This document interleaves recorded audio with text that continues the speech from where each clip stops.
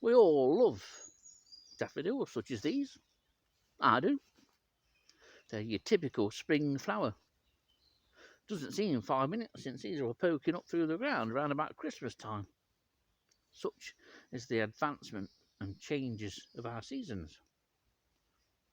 But while these are now in their prime, just coming through underneath them is the potential beautiful blue carpet of bluebells.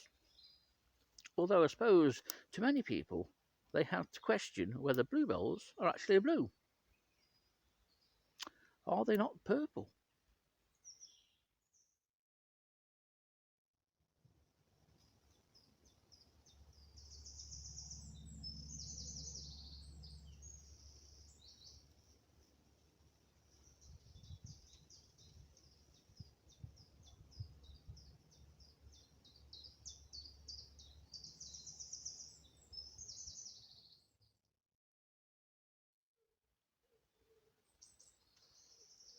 Spring's a wonderful time of the year. Find me someone who doesn't like spring, the end of a reasonably cold winter. Although, to be honest, in Nottinghamshire, again, we've hardly had one. A few frosts,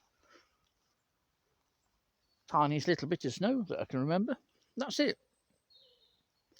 We're in line for a few days of colder weather, maybe even some snow. It's just come at an awkward, although rather typical time. After all, this is only the end of March. There's plenty of time for winter to return. And under the remnants of an avian winter in the form of a few fieldfare that are knocking around here at Lound Wood, underneath these bursting hazel leaves are some of our typical and traditional woodland flowers.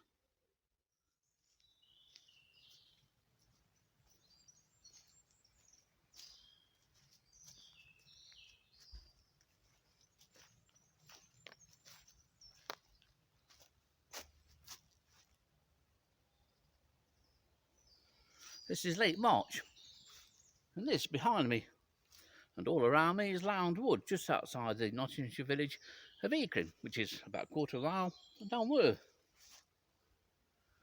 The wood is just starting to green up. The first leaves are appearing on the trees and on the hazels, while the forest floor is becoming a carpet of green. In another week or so, that carpet will change from green to the purple blue of bluebells. This is one of our better bluebell woodlands.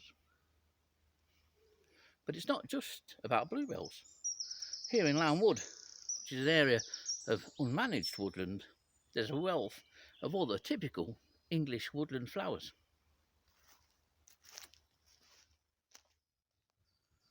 Well, this is the centre of Lound Wood, and as you can see, the bluebells are well and truly up. They're already starting to show quite a bit of blue. The first flowers are opening. You can't beat a bluebell wood. Apparently, they're rather unique, if I remember right, to the UK.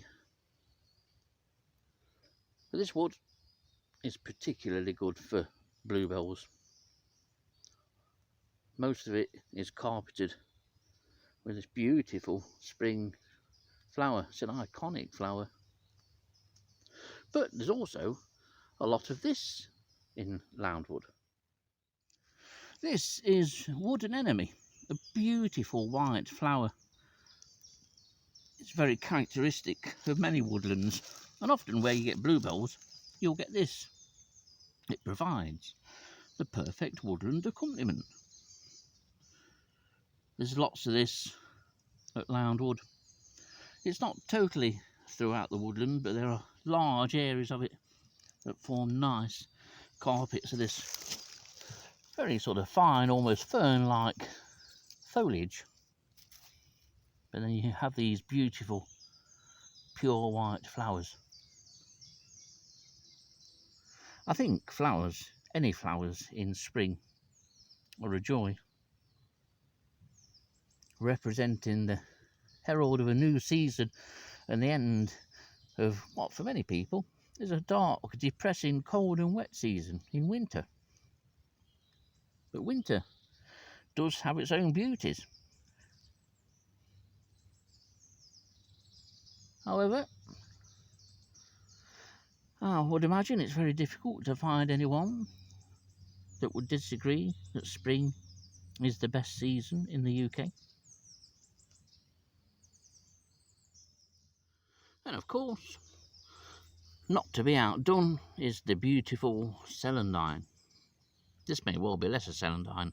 I can't quite remember my Brackenhurst days. But it's a lovely flower, and say one of many spring flowers that are beautifully yellow. And all are appearing now, or virtually ready to come out. Let's hope that a return to slightly colder weather doesn't hold the spring back for too long.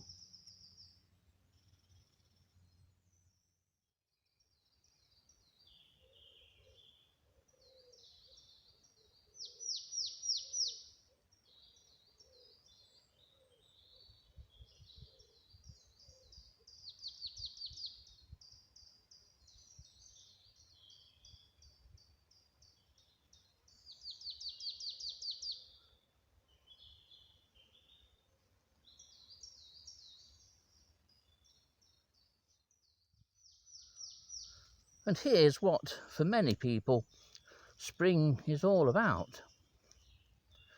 The Humble Bluebell. This is the proper bluebell, not the Spanish variety that's got into many woodlands. It's a different flower altogether, really. And the bluebells that are coming up, patchy at the moment, but given some nice weather this coming week, may even be next week, when this place is a carpet of blue. But depending on how cold it gets, that they're forecasting it to get, we shall see. I'll keep popping back, and you won't miss a thing. It really is a stunning sight.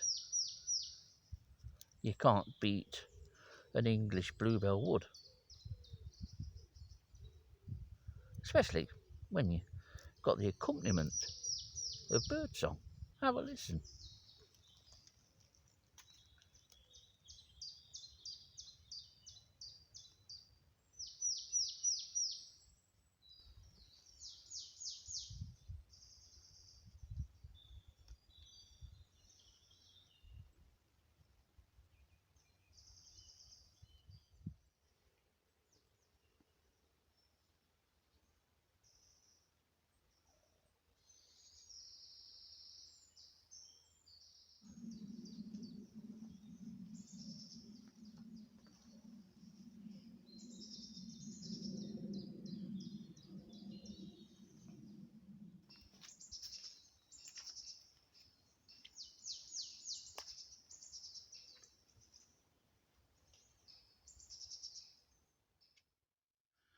And here's an absolute beauty of a flower.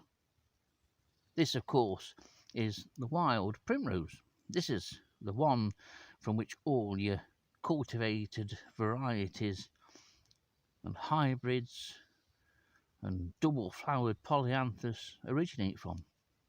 Personally, I don't think we can ever beat the original that nature creates. These flowers are beautiful. Look at this, a pale lemon yellow flower, delicately yellow, that darker centre. We think we can improve on it, but we can't. We fail miserably. We become too gaudy, too bright. This coloration and this flower is just purely perfect.